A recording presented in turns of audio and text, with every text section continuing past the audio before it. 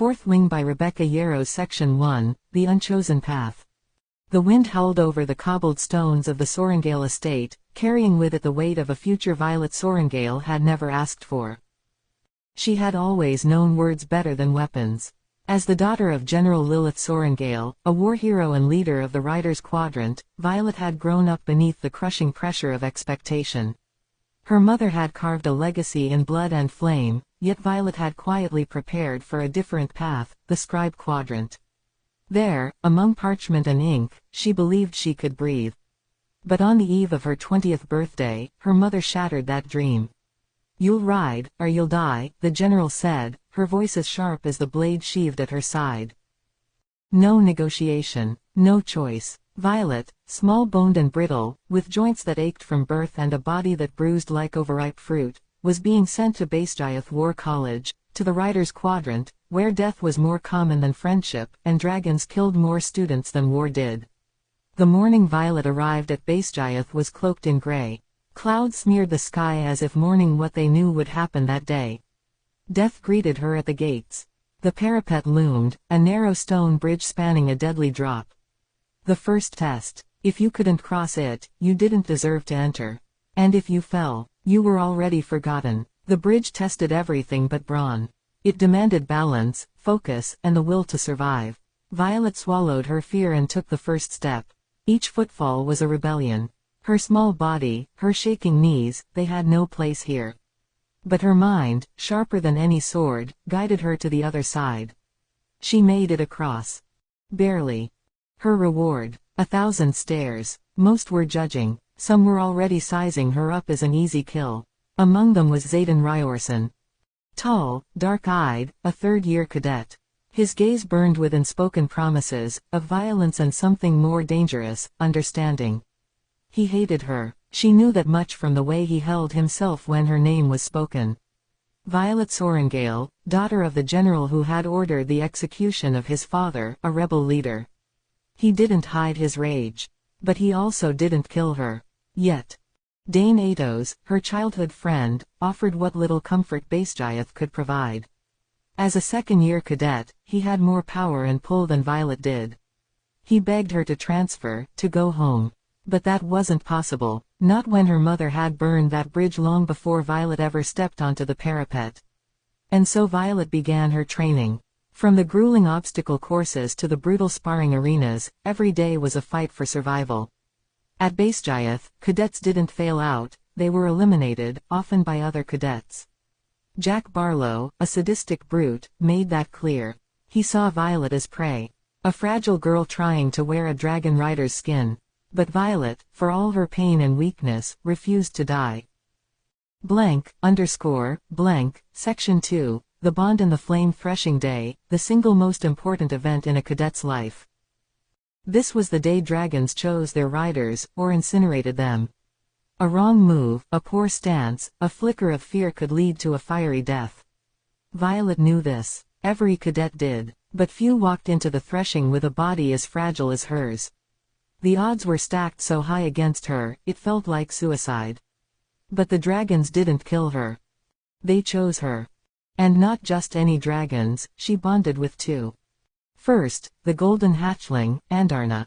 Young, rare, and unlike any dragon seen in generations. She bonded instantly, her thoughts delicate yet fierce.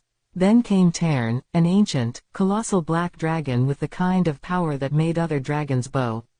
A dual bond. Unprecedented, unheard of, unexplained. And dangerous. Tern's presence alone was enough to make other cadets back off. No one dared challenge Violet directly, not with a dragon of such magnitude bonded to her. But the whispers began, speculation, rumors. Some thought it was a political stunt. Others whispered that she had cheated death with magic. None of it mattered. Violet had power now. As Tern's bond strengthened, so did her signet, her magical ability. It manifested in a storm, in fire and thunder and crackling lightning that danced at her fingertips. She could call down bolts of electricity, raw and uncontrolled at first, but gradually mastered through pain and discipline. Still, every surge of lightning took a toll. Her body wasn't built to handle it. Her bones ached. Her heart struggled. But her will, forged in years of silent rebellion, never wavered.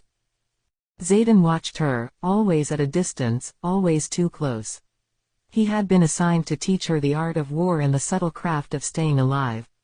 In every lesson, there was tension, a tightrope strung between fury and something far more intimate. He didn't trust her. She didn't trust him. But when Jack Barlow cornered her, threatening to break her like a toy, it was Xaden who stepped in. "You touch her," he said, lightning flashing in his eyes, "and you die." There was a reason he was feared. It wasn't just the rumors of rebellion. It wasn't just the scar on his face or the way dragons bent to his command. It was the truth he carried in his silence, that he had seen too much death, lost too many people, and would never allow another soul close enough to hurt him. Except maybe Violet. Because something was changing. In the battlefield of Basgiath, amid blood and secrets, a bond was forming. Not between dragons, but between two broken people trying to survive a world built on betrayal. Perfect. Continuing from where we left off.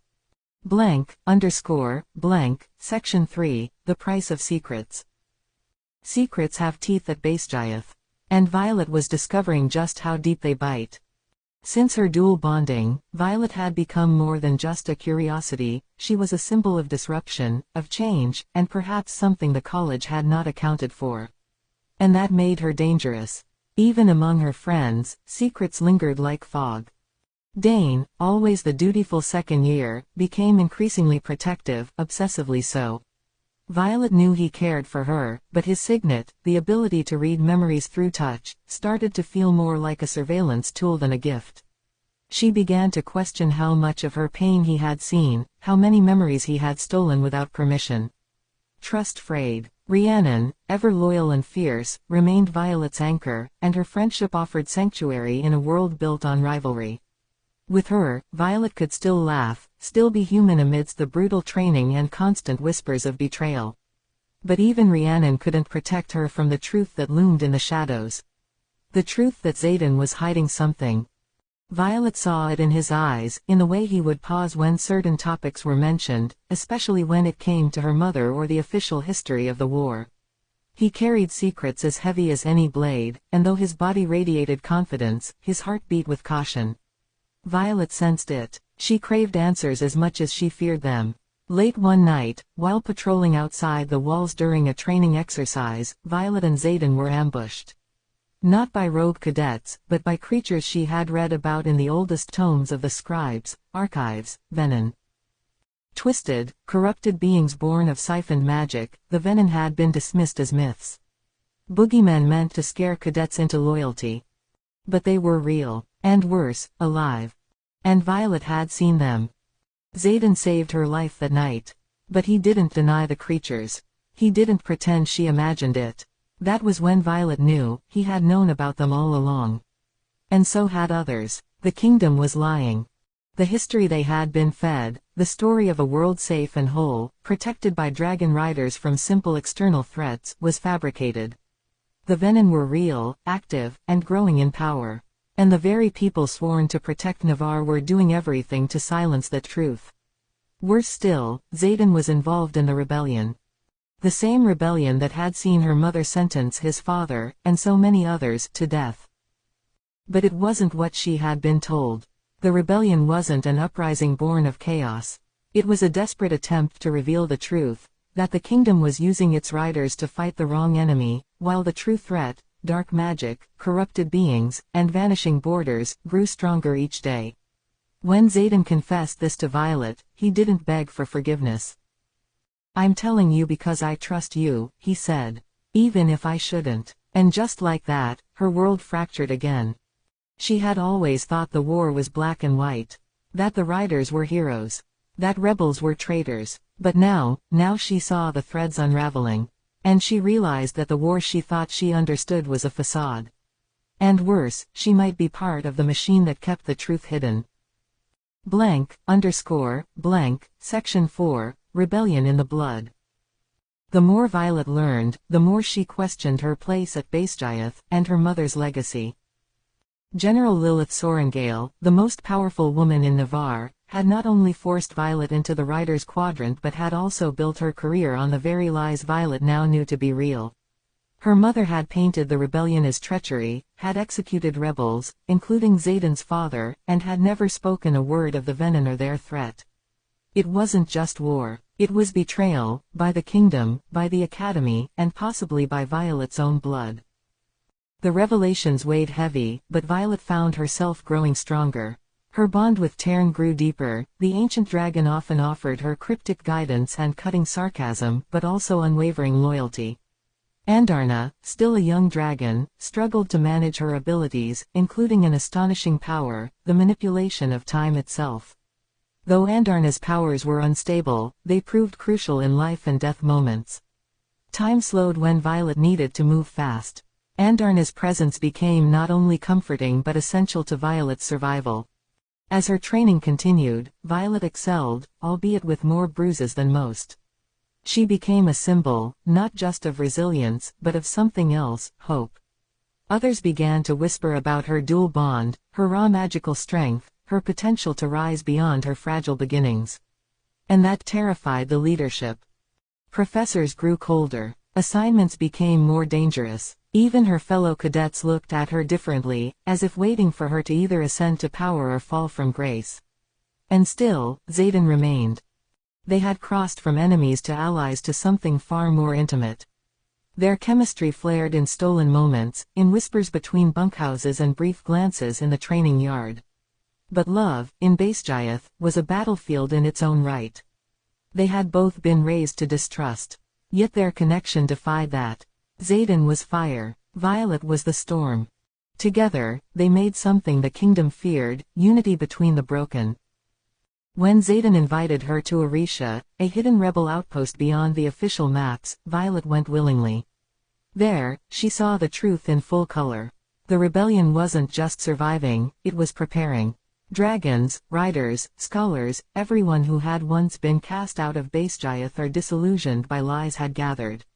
And among them stood someone she had believed lost forever. Her brother. Brennan Sorengale.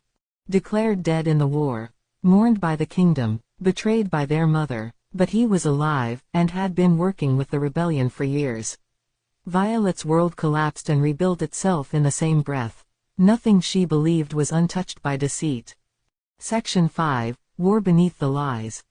The revelation of Brennan's survival ignited something deep in Violet, a furious storm of betrayal, love, and clarity. He had faked his death for the greater good, disappearing into the rebellion to fight the real war, the one their mother refused to acknowledge. And now, Violet understood why. The Venin weren't just real, they were multiplying. Brennan explained that the Venin drew their strength from siphoning magic directly from the earth, a forbidden and destructive act that unbalanced everything. Unlike bonded riders, who were granted magic through their dragons, the Venin had no natural limits. Their power came with no cost, and that made them monsters. Worse, the Kingdom of Navarre knew. Basgiath trained cadets to fight neighboring nations, to serve a political agenda rooted in fear and control, all while ignoring the growing threat of Venin in the east. Violet felt the fire of betrayal lick at her bones. She had risked her life for a kingdom built on lies. And yet, she couldn't walk away. Not while people like Rhiannon, Dane, and the rest of her squad still lived under those illusions. Not while the war raged beyond the veil of censorship and propaganda. And not while the Venin grew bold enough to attack openly. Her resolve hardened. When she returned to Basgiath, Violet carried the weight of truth with her. Xaden walked beside her, no longer just an ally or lover, but a partner in a war far greater than either had expected. Their relationship deepened, not just physically, but emotionally. They fought side by side, trusted each other with secrets no one else could hold. But danger followed them. The Venin weren't content to hide anymore.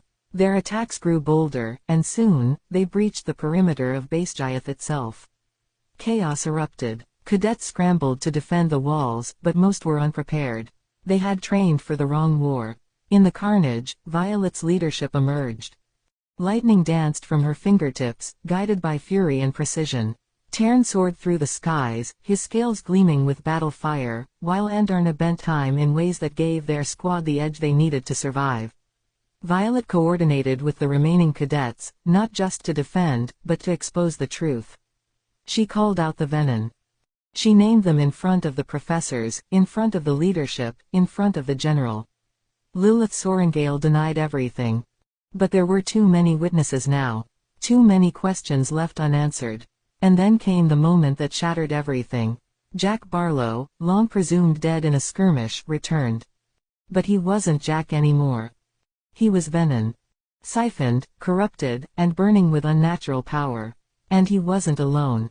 They descended on Basgiath in the night like a plague. Fire scorched the towers. Screams echoed from the parapet. Dragons roared as they were slaughtered by creatures that shouldn't exist.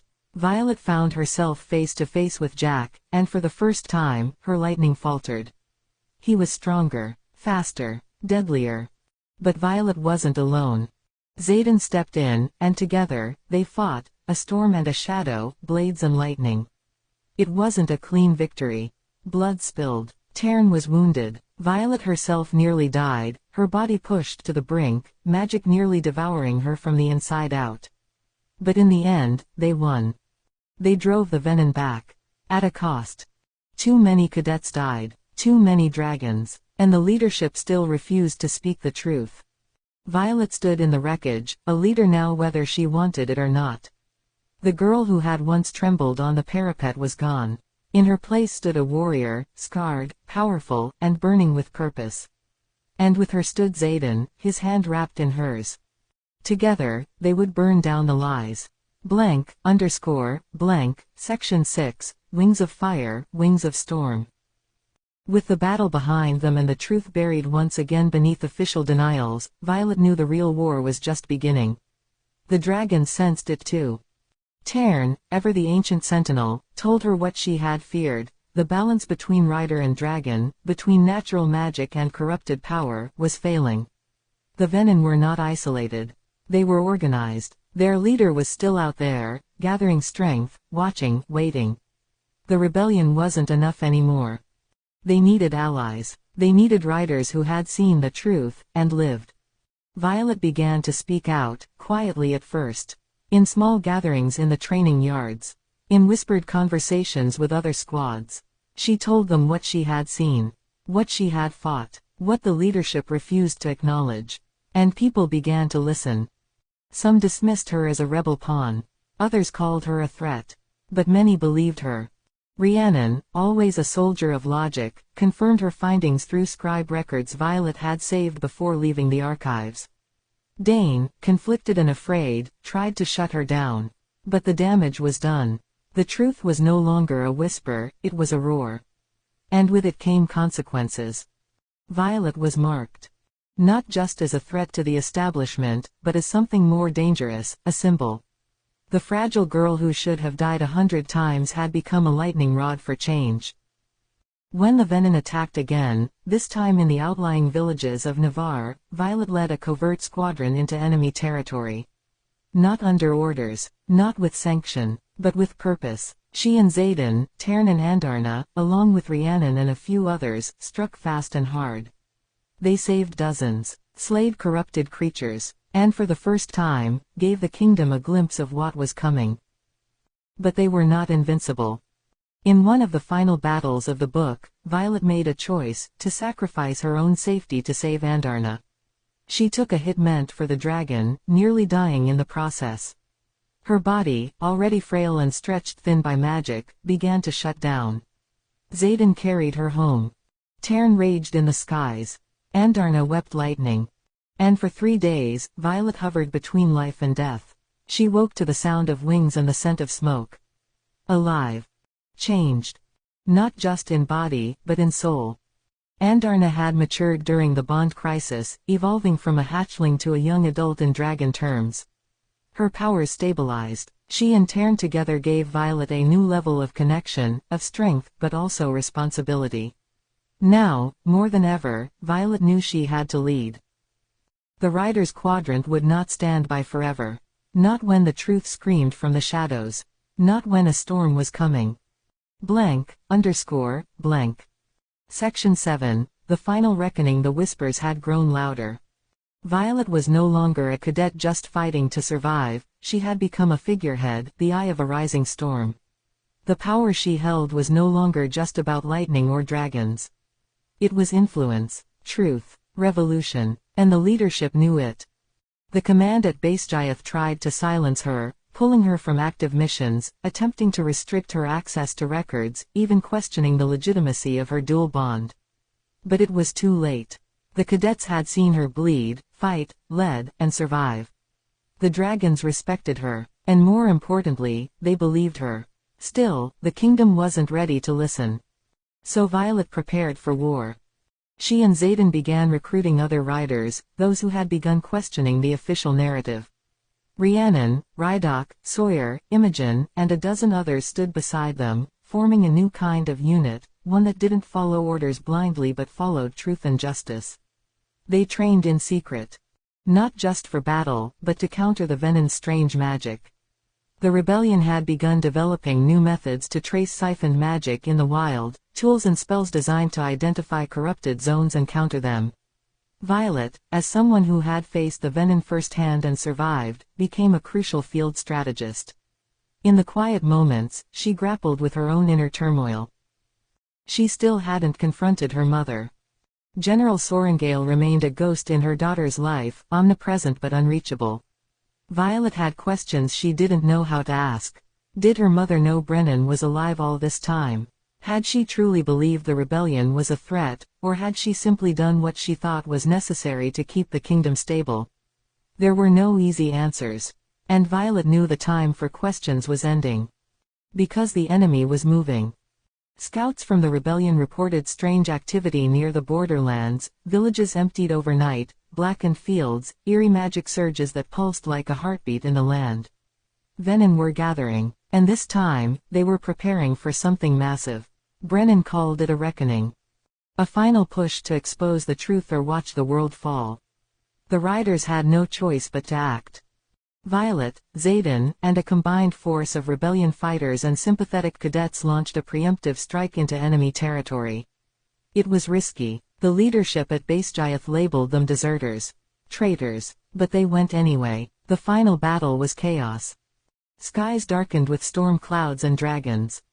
Lightning clashed with corrupted fire.